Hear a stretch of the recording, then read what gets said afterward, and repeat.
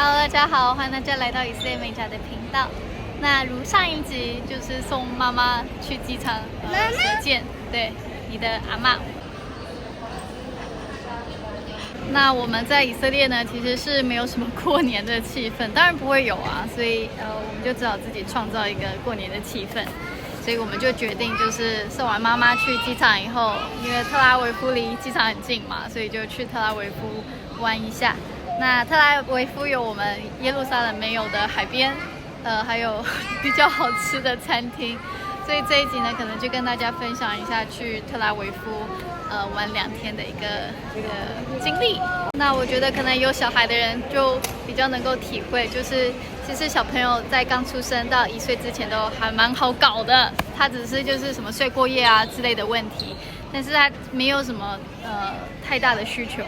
可是呢，当小朋友开始到1岁半啊，或者是像99现在20个月，就开始很有自己的想法，所以我们也不是很确定说，这一趟的旅行呢，是不是会让我们反而就是很辛苦，还是说其实啾啾蛮适合旅行的，所以我们就看看咯。像是啾啾他大概1岁半以后，他就不是很喜欢坐婴儿推车，他喜欢自己走。自己做他可以做得到，或者是他觉得他可以做得到的事情，然后很喜欢探索，很喜欢去摸不一样的东西。那有时候是可以，有时候不可以，所以就是比较挑战，因为他有他的想法，那不是每一次大人都可以满足的时候，就比较辛苦一点，就会跟他有拉扯啦。那所以可能影片到最后呢，可以跟大家再来分享，到底适不适合在1岁半1岁8个月的小朋友到以色列旅游，可能就可以比较真实的告诉大家是什么样的一个情况。因为耶路撒冷对啾啾来讲是很熟悉的一个环境，所以我们就比较没有用那种我现在想要玩的那种心态来看待耶路撒冷。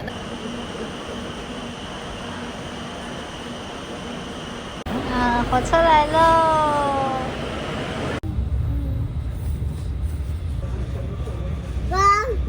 这是特拉维夫的火车站，你们看这个墙壁上面贴的都是士兵的贴纸，纪念他们。这些都是已经为以色列牺牲的士兵，有男有女。然后以色列男生的厕所也有尿布台。这是我们等车的公车站。然后呢，在旁边就有这个连锁店，它是卖寿司的，以色列版寿司。睡了。哦，好像到了。How do you want to pay for the booking?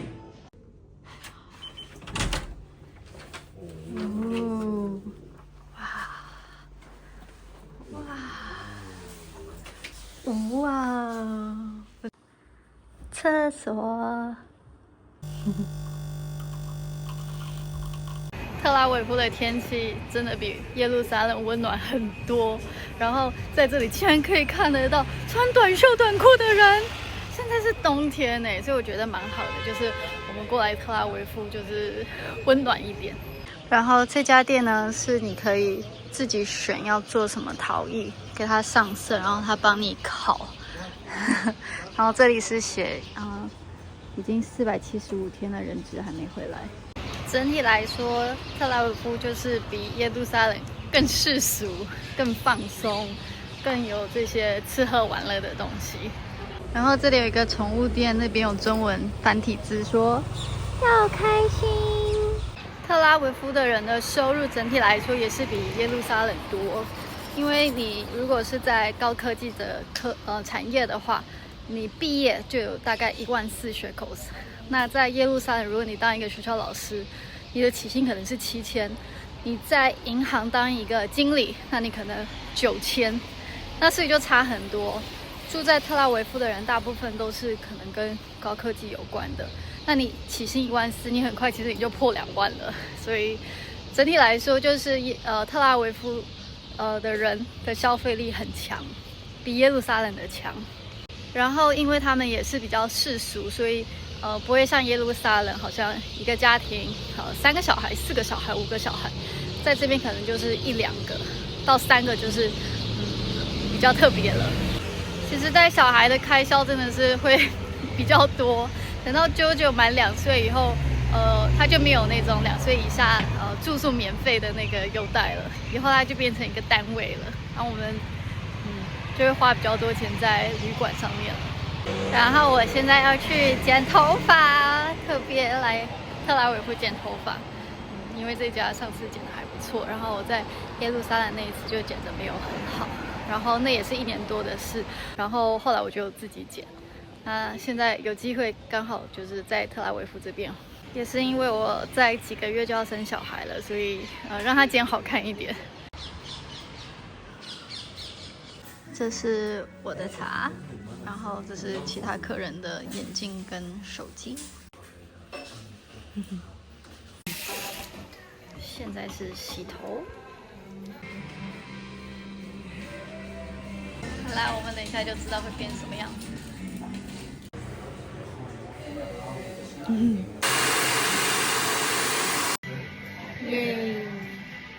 还不错哦。然后我现在头发好香哦，然后很滑。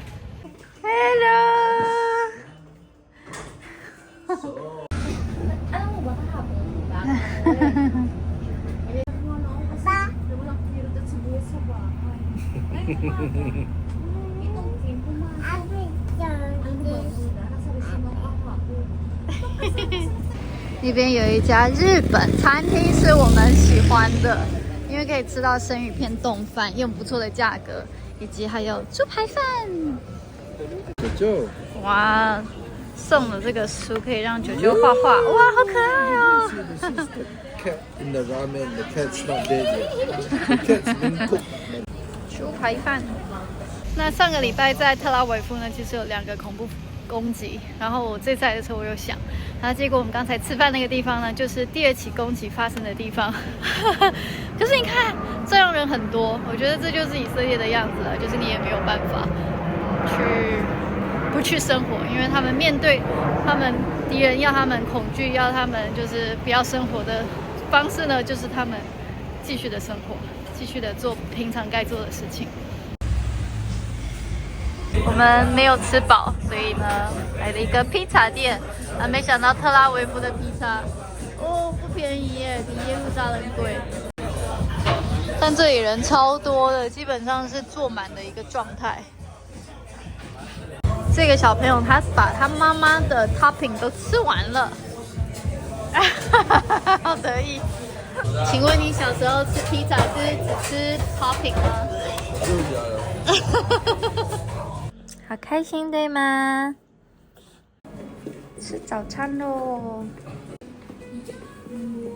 哇，这是以色列早餐比较简单的版本。就是有一些蔬菜水果啊，然后蘸酱 cheese， 然后面包，然后那边有 yogurt， 大概就是这样。但是比是免费的啊，比要付钱好啊。免费早餐还有咖啡。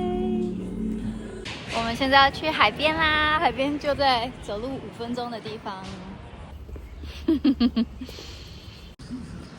这里有一个游乐场，然后游乐场竟然叫做巴比伦公园，太好笑了吧？感觉是蛮古老的那种游乐设施。然后去巴比伦公园门口竟然还有这样子的门书上门框经文夹。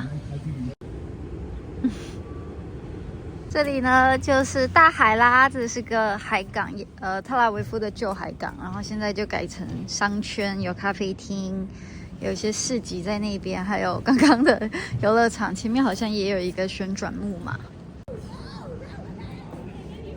我觉得刚才的早餐呢，就是好像少了鸡蛋热的东西，全部都是冷的，然后就是你有吃，然后也知道很健康，但是有点不满足。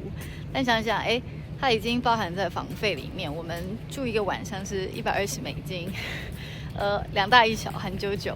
所以如果我们是在外面吃的话，理论上应该是要点2份嘛，那这样大概要180 shekel，180 shekels 等于多少钱？快速运转大概是$50。那也就是说120的房费里面，我们没有付那$50的早餐，因为已经包含在内。还可以，所以就我觉得还是一个不错的选择啦。然后另外一个理由像是即便这里有咖啡厅，但它不一定会开门嘛。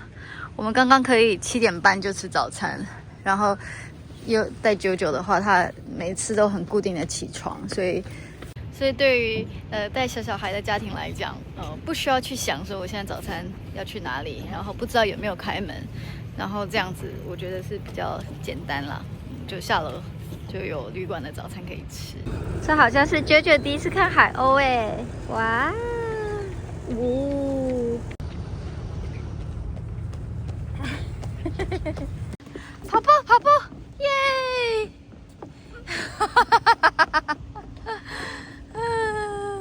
这里有旋转木马，然后玩一次是14 shekels， 大概台币120、130。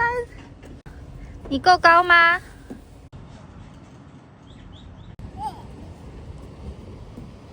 我应该带9的挖沙工具在这里玩的啊，好可惜。我们现在呢，就是在特拉维夫海港 （Tel Aviv Port）。9，好可爱。来，坐妈咪旁边来。加油！开门了，我们找到一家漂亮的店，看看里面卖什么好吃的。哇哦！它的可颂看起来很漂亮，然后有葡萄干的这个也很漂亮。所以我们在吃面包，这个面包17块还可以，耶！然后风景非常好。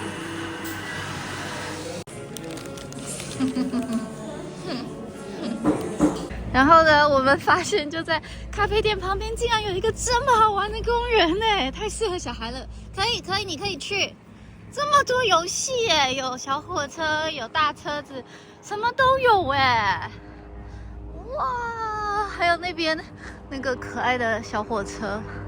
突然有音乐，我也不知道怎么会有音乐。哇！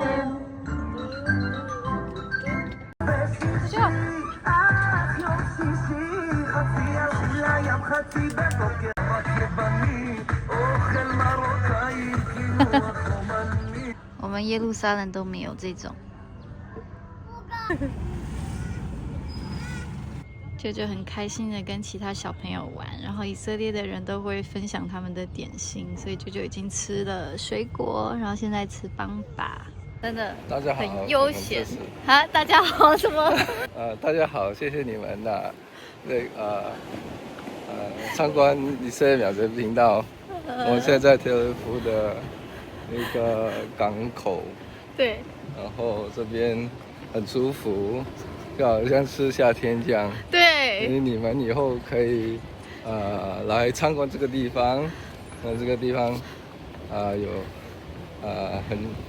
有一个有这个木的这个板地板，所以我们走路很舒服安全，可以带小孩来。对，然后对啊，然后比较温暖，可以看那个风景海，对啊，还可以钓鱼，对啊，但要自己带鱼竿。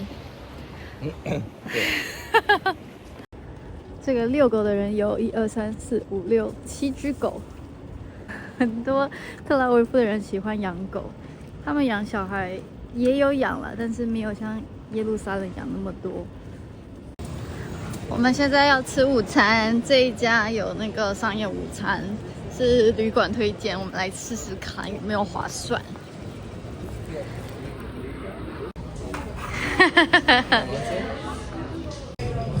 这家餐厅就叫做 Lebowski， 就是那张海报。包含饮料是79 shekels 1个人。查拉哈的耶拉丁。耶！它这个牛肉汉堡呢，里面有一个辣辣的味道，我觉得蛮好吃的。然后跟一个1岁8个月小孩吃饭，就是他吃完了他就走了，他就去探险了。他吃的鸡排也是在商业午餐里面一样的价格。好，我们终于到了海滩，有一个小朋友快乐的一天。当当，是一样。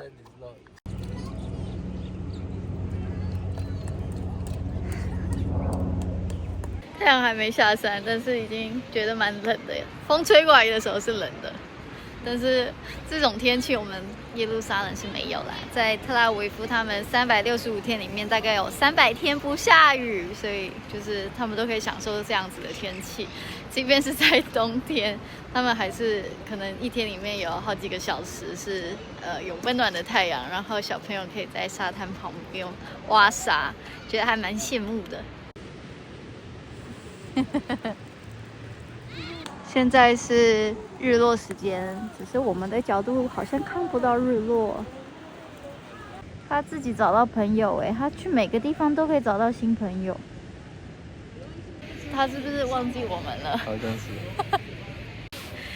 因为我们没有在其他国家养过小孩，所以想问一下我们的观众们，如果是在台湾，然后JoJo跑去找其他的陌生人，然后其他陌生人的小孩比他大，那他会被接受吗？还是其他人会觉得好奇怪啊，怎么有一个小孩然后要来跟我玩？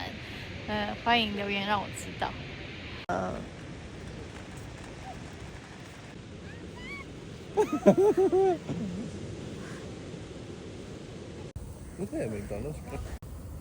我们现在到了早上的这个海港区，然后人不是很多。这里还有一个给小孩的公园，也是没有什么人，看起来超好玩的。但是这个小朋友已经睡着了，他大概5分钟前还在唱歌太累了。8点多已经没电了。那边还有喷泉，如果明天来的话，JoJo会很开心。然后这里有一个厨师学校，你们可以看到犹太人、阿拉伯人一起。冰淇淋店。现在呢又是新的一天，然后今天的天气跟昨天一样超好，大概19度、18度这样子。所以要运动的人就穿短袖，然后我们这种不运动的呢，也不用穿大衣，就穿这样子就觉得很舒服、很完美。那这些仓库呢的商店都还没有开，正在装潢当中。然后有钓鱼的人，有可能是做瑜伽吧，然后前面应该还会有一些骑脚踏车的俱乐部的人，蛮多骑脚踏车的人。第一名喽！这是昨天晚上看到的喷泉。我们发现这个特拉维夫市政府办的那个一日日托，然后2个半小时可以在这里会有活动，会有老师来带，然后100块 shekels， 我们25块，2个大人，所以125块，可以在这里玩2个半小时，我觉得很棒。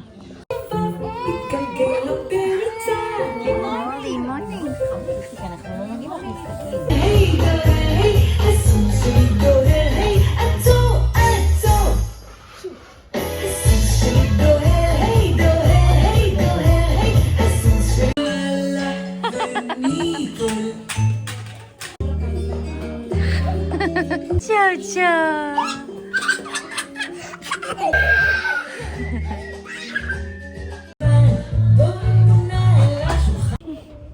哇哦！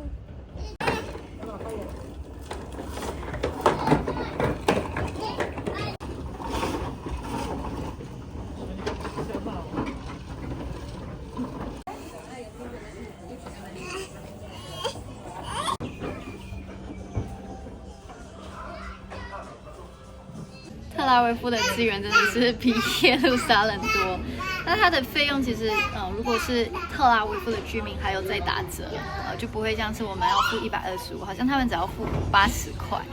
那可以有3个小时，不是每一天，因为就是对这些家长来讲，他1周来2次或3次其实就够了。然后12点回家，然后睡觉，那这样子的整体费用会比他送去私立的那种幼稚园或者是公立幼稚园还要便宜，因为在以色列3岁以前，幼稚园的收费大概是4000到4500 shekels 一个月。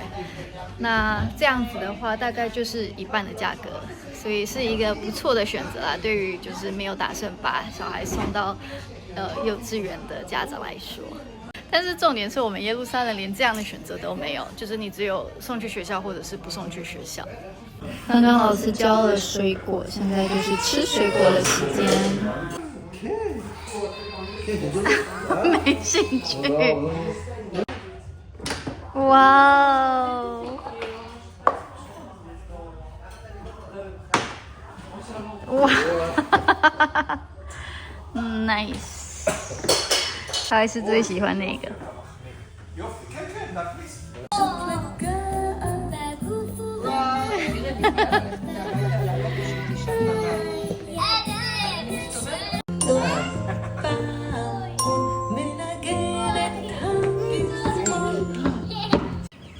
哇，然后户外的那个游乐场又这么好，真的好幸福哦，特拉维夫的小孩。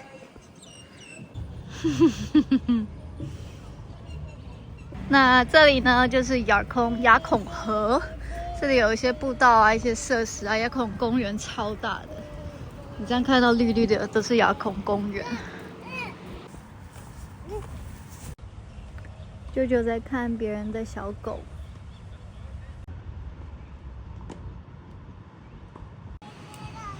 哇，越来越多了，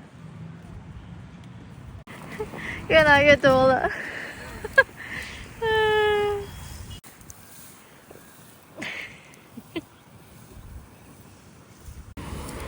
舅舅，你不放弃吗？那么多。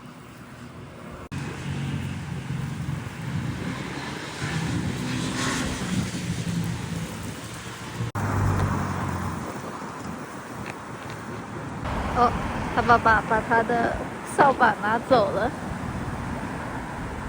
Hello， 舅舅，我们现在又到了新的公园，也是在那个海港这边。耶，又有公园可以玩。那边是可以逛街的地方，然后这里就有比较小年纪的孩子可以玩的，然后大一点的孩子可以玩的。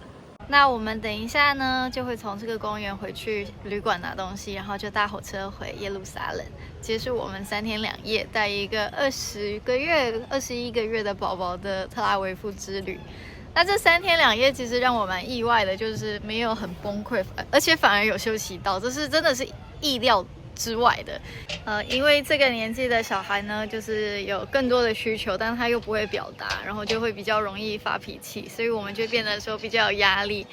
那没想到就是这3天2夜，在特拉维夫发现了很多我们耶路撒冷没有的设施，像是这些免费的公园给孩子玩的东西有好多，然后孩子就是没有很挤。耶路撒冷的公园，第一个它设施就是没有这么新，没有这么有趣，然后人很多。然后真的是跟特拉维夫不一样。然后呢，特拉维夫也有海边，那海边那边又有玩的，我们耶路撒冷也没有。然后再加上特拉维夫，它可以吃的选择比耶路撒冷多很多。虽然特拉维夫原则上是应该要比耶路撒冷贵，可是因为它的选择性比较多，然后竞争比较强，所以就是反而我觉得价格上面没有让我觉得说哇怎么那么贵。可能耶路撒冷也是蛮贵的，所以就是整体来讲就是体验比较好，然后有很多适合小孩的东西，然后而且他们特拉维夫的市政府还有那个就是半天的那个托儿的服务，虽然父母必须在那边，可是就小孩可以玩得很开心，所以我觉得就是这3天2夜觉得还不错。你觉得呢？特拉维夫是不是很适合带小孩来？对，特别适合，特别适合。对啊，然后大人也会很开心，因为小孩开心，大人就比较容易可以放松。对啊，所以就是如果是想要看到历史方面的东西的话，当然是耶路撒冷或者是以色列其他地方。可是如果是住在这边，然后或者是你的旅行很长，然后真的需要找一个地方带小孩的话，那特拉维夫海港区真的是蛮不错的，推荐给大家。然后呢，在这里也是结束我们3天2夜的旅程，觉得很不错，很感恩。好，大家拜拜。 Happy Chinese Chinese New Year. 耶。